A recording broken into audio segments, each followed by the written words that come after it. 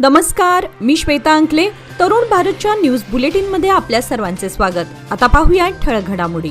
बेळगावात मान्सूनपूर्व पावसाला सुरुवात झाली असून लवकरच मुख्य मान्सून दाखल होणार असल्यानं जिल्हा प्रशासन सज्ज झाल्याची माहिती पालकमंत्री सतीश जारकिहोळी यांनी पत्रकार परिषदेत दिली. आपत्तीजनक परिस्थितीवर सतत लक्ष ठेवलं जाईल, तसेच शहरासह परिसरातील महत्त्वाचे रस्ते तातडीने दुरुस्त करण्यात येतील असेही त्यांनी सांगितले. याशिवाय हिडकल जलाशयातील पाणी धारवाड औद्योगिक क्षेत्राला पुरवण्याचा निर्णय घेण्यात आला असून त्यासाठी आवश्यक नियोजन सुरू असल्याचंही त्यांनी स्पष्ट केलं. पालकमंत्र्यांनी प्रशासनाला योग्य त्या सूचनाही दिल्या असून पावसाळ्याच्या पार्श्वभूमीवर सर्व यंत्रणा सतर्क राहतील असेही त्यांनी यावेळी नमूद केले. विद्यार्थ्यांच्या यशामध्ये शिक्षक आणि अधिकाऱ्यांची भूमिका महत्त्वपूर्ण आहे. KCET परीक्षेत जिल्ह्यातील सरकारी शाळेच्या विद्यार्थ्यांनी उत्कृष्ट कामगिरी केली आहे. खासगी शाळांमध्ये मूलभूत सुविधा जास्त असतात, तरीही अनेक दुर्बल सुविधांमध्येही सरकारी शाळेच्या या विद्यार्थ्यांनी उत्तम यश मिळवले हे कौतुकास्पद आहे, असे जिल्हा पालकमंत्री सतीश जारकिहोळी यांनी सांगितले. जिल्हा प्रशासन, जिल्हा परिषद आणि पदवीपूर्व शिक्षण विभाग बेळगाव व चिक्कोडी यांच्या वतीने जिल्हा परिषद सभागृहात आज मंगळवारी झालेल्या KCET परीक्षेतील यशस्वी विद्यार्थ्यांच्या सन्मान समारंभात मंत्री जारकिहोळी यांनी आपले विचार मांडले. सरकारी महाविद्यालयांना आवश्यक त्या सुविधा पुरवल्या जातील असे सांगून KCET मध्ये उत्तम रँक मिळवलेल्या विद्यार्थ्यांना शासनाच्या वतीने अभिनंदन करण्यात आले. तसेच मंत्री जारकिहोळी यांनी शाळा महाविद्यालयांच्या मूलभूत विकासासाठी प्रतिवर्षी 5 कोटी रुपये अनुदान देण्याचे आश्वासनही दिले. धारवाड औद्योगिक क्षेत्राला हिडकल जलाशयातून पाणी पुरवठा करण्यासाठी माझ्या परवानगीशिवाय कामाला सुरुवात करण्यात आले होते, त्यामुळे मी ते काम तात्काळ थांबवले असून संबंधित अधिकाऱ्यांची कान उघडणी केली आहे, असे आज मंगळवारी बेळगावमध्ये बोलावण्यात आलेल्या पत्रकार परिषदेत मंत्री जारकिहोळी यांनी स्पष्ट केले. पश्चिम घाटातील निसर्ग वाचवण्यासाठी सर्वांनी एकत्र येण्याची गरज आहे, असे आवाहन कॅप्टन नितीन धोंड यांनी आमचे पाणी आमचा हक्क या बैठकीत केले. यावेळी ते म्हणाले की म्हादई आणि कळसा बंडुरा प्रकल्पामुळे हजारो हेक्टर वनक्षेत्राचा ऱ्हास होईल आणि उत्तर कर्नाटक वाळवंटीकरणाच्या मार्गावर जाईल. नदीचा नैसर्गिक प्रवाह अखंड प्रवाहित राहणे आवश्यक आहे. पर्यावरणवादी दिलीप कामत यांनी बोलताना सांगितले की या प्रकल्पामुळे खानापूर वनक्षेत्रातील हजारो झाडांची कत्तल होईल. धारवाडला पुरेसे पाणी असूनही बेळगावच्या पाण्यावर अन्याय केला जात आहे. हिडकल जलाशयातील पाणी धारवाड औद्योगिक क्षेत्रात वळवलं जात आहे, मात्र बेळगावच्या नागरिकांना पाणी नाही. ही गंभीर बाब असून प्रत्येकाने सतर्क राहून अन्यायाविरुद्ध आवाज उठवण्याचं आवाहन त्यांनी यावेळी केलं. या बैठकीत सामाजिक कार्यकर्ते व शेतकरी नेते मोठ्या संख्येने उपस्थित होते. देशात कोरोना विषाणूच्या रुग्णांची संख्या आता 1045 वर पोहोचली आहे. केरळमध्ये सर्वाधिक 430 सक्रिय रुग्ण आहेत. महाराष्ट्रामध्ये 210, दिल्लीमध्ये 104 आणि गुजरातमध्ये 83 रुग्ण आहेत. कर्नाटकातील 80 रुग्णांपैकी 73 रुग्ण एकट्या बेंगळूरमध्ये आढळून आले. आरोग्य आणि कुटुंब कल्याण मंत्रालयाच्या म्हणण्यानुसार गेल्या एका आठवड्यात 787 नवीन रुग्णांची नोंद झाली आहे. बेळगावमध्ये आणखी एक कोरोना रुग्णाची नोंद झाली आहे. बेळगाव शहरातील 72 वर्षीय वृद्धाला कोरोनाची लागण झाल्याचं निष्पन्न झालंय. रुग्णावर बेळगावातील एका खासगी रुग्णालयात उपचार सुरू आहेत. DHO डॉक्टर ईश्वर गडाद यांनी माध्यमांना स्पष्ट केले की आरोग्य चाचणी दरम्यान रुग्णाला कोरोना संसर्ग झाल्याचं आढळून आलं. कोविड-19 तसेच अन्य संसर्गजन्य आजारांच्या पार्श्वभूमीवर खबरदारीचा उपाय म्हणून कर्नाटक राज्याचे आरोग्यमंत्री दिनेश गुंडूराव यांनी पालक व शाळांना महत्त्वाचा सल्ला दिला आहे. सर्दी, ताप किंवा फ्लूची लक्षणे असलेल्या विद्यार्थ्यांना शाळेत पाठवू नये असे आवाहन त्यांनी केले आहे. शाळा प्रशासनांनीही अशा विद्यार्थ्यांना विश्रांतीची परवानगी द्यावी असेही ते यावेळी नमूद केले. विद्यार्थ्यांच्या आरोग्याची काळजी घेणे ही सध्या सर्वांची सामूहिक जबाबदारी आहे असेही ते म्हणाले. हवामान विभागाने मुसळधार पावसाचा इशारा दिला असला तरी आज मंगळवारी पावसाने उघडीप घेतल्याचं दिसून आलं. या दरम्यान दिवसभर पावसाळी ढगाळ वातावरण होते. बेळगावमध्ये गेल्या 5-6 दिवसांपासून हजेरी लावणाऱ्या पावसाने आज उघडीप घेतली. हवामान विभागाने मंगळवारी देखील मान्सूनपूर्व मुसळधार पावसाचा इशारा दिला होता. दिवसभर ढगाळ वातावरण असलं तरी पाऊस काही बरसला नाही. मात्र येत्या पुढील 4 दिवस मुसळधार पावसाची शक्यता कायम असल्याचं हवामान विभागानं स्पष्ट केलंय. हवामान विभागाने पुढील 24 तासांसाठी वर्तवलेल्या अंदाजानुसार शहर आणि उपनगरात साधारणपणे ढगाळ वातावरण आणि मेघगर्जनेसह हलका ते मध्यम स्वरूपात पावसाची शक्यता वर्तवली आहे. कमाल आणि किमान तापमान अनुक्रमे 32 अंश सेल्सिअस आणि 26 अंश सेल्सिअस राहील. उत्तर कर्नाटक, गोवा किनारपट्टीपर्यंत पूर्व अरबी समुद्रात चक्रीवादळ तयार झालं असून तिथेच कमी दाबाचे क्षेत्र तयार झाल्याने पुढील 36 तासामध्ये ते अधिक तीव्र होणार असून मेघगर्जनेसह मुसळधार पावसाचा अंदाज आहे. शहरातील सदाशिवनगर परिसरात सोमवारी उशिरा रात्री एक अपघात घडला. गोवा येथून आलेल्या इनोव्हा कारचे नियंत्रण सुटल्यामुळे एका मिनी गुड्स रिक्षासह 5 दुचाकी आणि एका दुकानाला धडक दिली. या अपघातात 3 जण जखमी झाले असून वाहनधारकांचे मोठे आर्थिक नुकसान झाले आहे. मिळालेल्या प्राथमिक माहितीनुसार इनोव्हा कारचा वेग जास्त होता आणि चालकाचे वाहनावरील नियंत्रण सुटल्यामुळे हा अपघात घडला. जखमींना तात्काळ रुग्णालयात दाखल करण्यात आले असून त्यांच्यावर उपचार सुरू आहेत. या अपघातामुळे स्थानिक नागरिकांमध्ये भीतीचे वातावरण निर्माण झाले आहे. वाहनधारकांनी वेग मर्यादा पाळावी आणि सुरक्षित अंतर ठेवावे अशी मागणी नागरिकांनी केली आहे.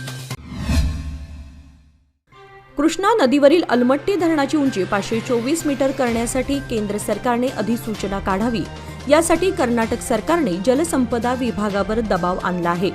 कोणत्याही राज्याने कितीही विरोध केला तरी अलमट्टी धरणाची उंची वाढवणारच असा ठाम निर्धार कर्नाटकचे उपमुख्यमंत्री आणि जलसंपदा मंत्री डी.के. शिवकुमार यांनी व्यक्त केला आहे. या पार्श्वभूमीवर महाराष्ट्राचे मुख्यमंत्री देवेंद्र फडणवीस यांनी प्रतिक्रिया दिली. पुराचा धोका निर्माण होण्यापूर्वीच आम्ही सर्वोच्च न्यायालयात लढा देऊ. कोणत्याही परिस्थितीत आपल्या राज्यातील नागरिकांवर पुराचे संकट कोसळू देता कामा नये असे त्यांनी यावेळी स्पष्ट केले. या मुद्द्यावरून आता दोन्ही राज्यांमध्ये तणाव वाढण्याची शक्यता असून केंद्र सरकारच्या भूमिकेकडे सर्वांचे लक्ष लागले आहे.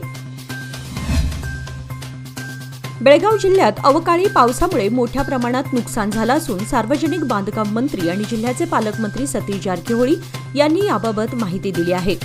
मंगळवारी पत्रकारांशी बोलताना त्यांनी सांगितले की राज्यात अवकाळी पावसामुळे अनेक ठिकाणी शेती आणि मालमत्तेचे नुकसान झाले आहे.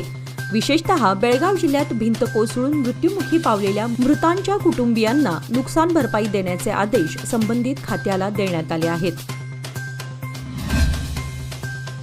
शहापूर येथील मुक्तिधाम स्मशानभूमीत अंत्यविधीसाठी तातडीने शेड उभारण्याची मागणी स्थानिक नागरिकांकडून केली जात आहे.